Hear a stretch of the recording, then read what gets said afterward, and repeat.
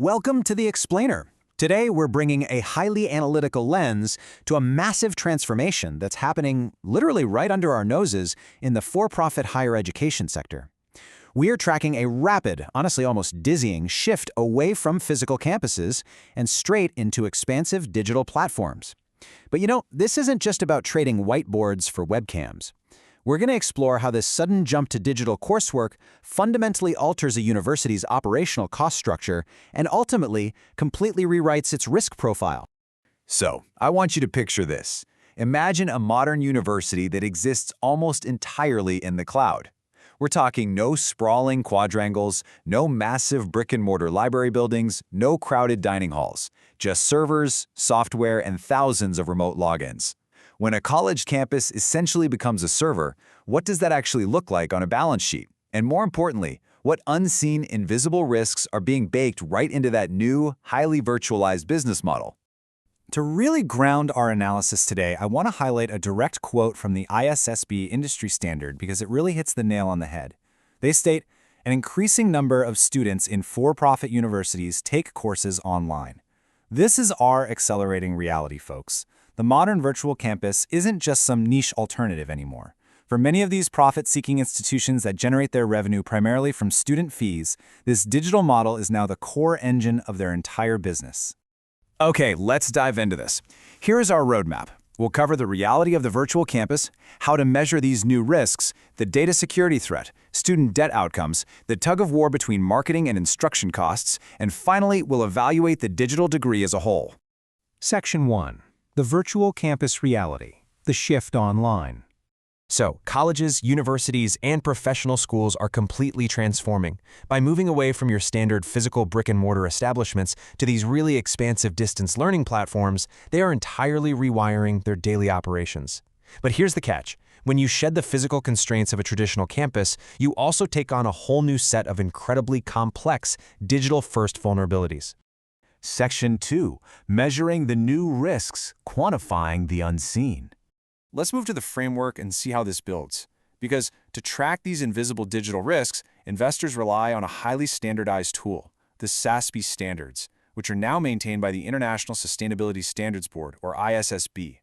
This provides a really rigid, industry-specific framework for identifying the sustainability-related financial risks that could legitimately affect an entity's cash flows. Basically, think of it as the financial world's X-ray machine for looking deep inside these virtual campuses. And this brilliantly illustrates how they do it. Investors use this exact matrix to systematically track and categorize those risks into precise accounting metrics. You can see how the education sector here is broken down into very specific disclosure topics, right? Things like data security, quality of education, marketing practices. Each one has quantitative and qualitative codes attached to it. It takes this very abstract concept of risk and forces these institutions to put hard, measurable numbers on the board. Section 3. The data security threat, protecting the campus. Now, you might be wondering, what is the biggest immediate threat? Well, when you operate an entirely digital campus, data security becomes absolutely paramount. So the crucial point is understanding how the standards define this risk. It's basically any event affecting operations or individuals via unauthorized access or destruction in an information system. Think about what a virtual campus actually holds. It's a massive, potent mix of intellectual property and highly sensitive personally identifiable information. We're talking everything from national identification numbers to the health records required for admission. To keep all of that safe, universities have to secure the entire student information lifecycle. They essentially have to act like a digital Fort Knox. That means safeguarding data during collection, usage, retention, processing, disclosure, and ultimately, destruction.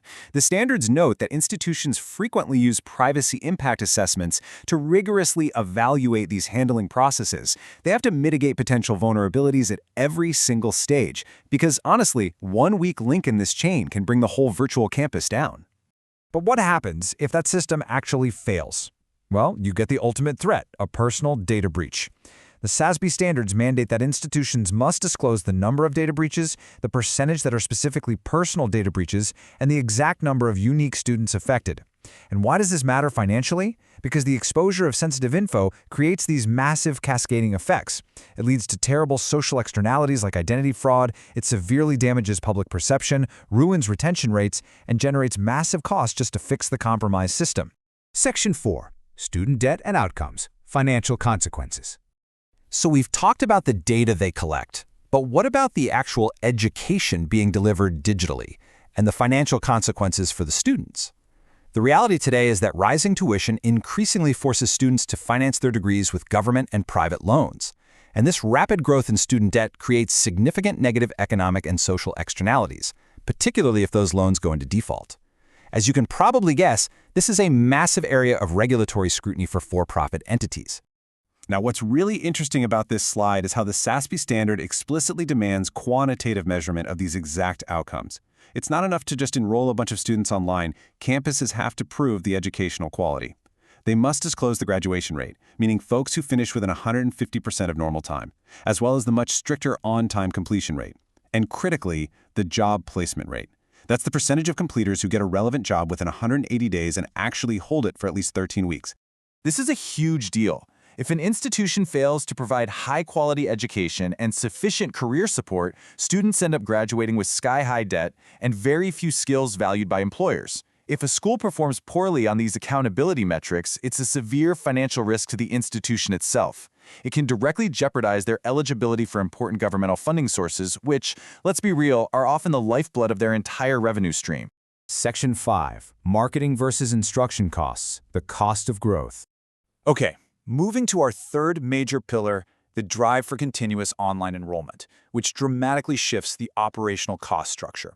Because for-profit entities increase revenue by growing the sheer number of students they admit, they have incredibly strong incentives to adopt aggressive recruitment strategies. I mean, think about it. When your campus is virtual, your capacity is theoretically limitless. You just need to continuously feed that digital platform with new students.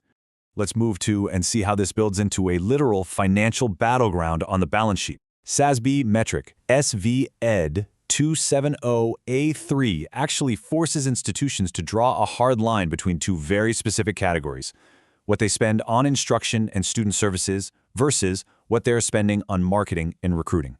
When you break down these specific cost buckets, you can clearly see the structural tension here. On one side, you have expenses that directly support the quality of the education itself: faculty compensation, course materials, career services. But on the other side, you have the costs of feeding the machine: massive advertising campaigns, brand promotion, recruiter salaries.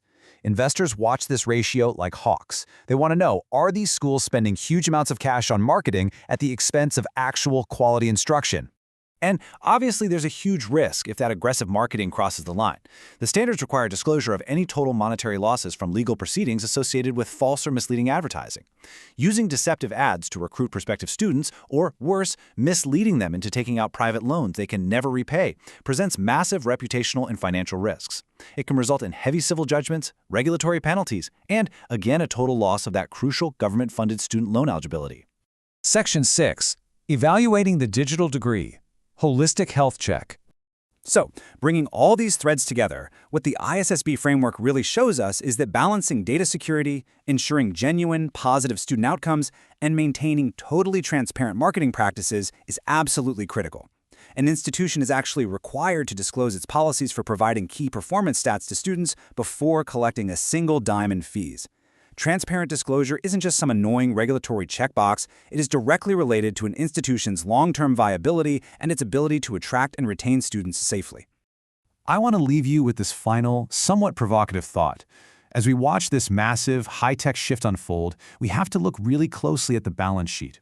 If an institution's marketing and recruiting expenses continually outpace what it actually spends on instruction and student services, is the true product of that virtual campus really education, or is it simply the harvesting of student data and the generation of student debt? It's a question every investor and for sure every prospective student needs to be asking. Thanks so much for joining me on this explainer, and I'll catch you next time.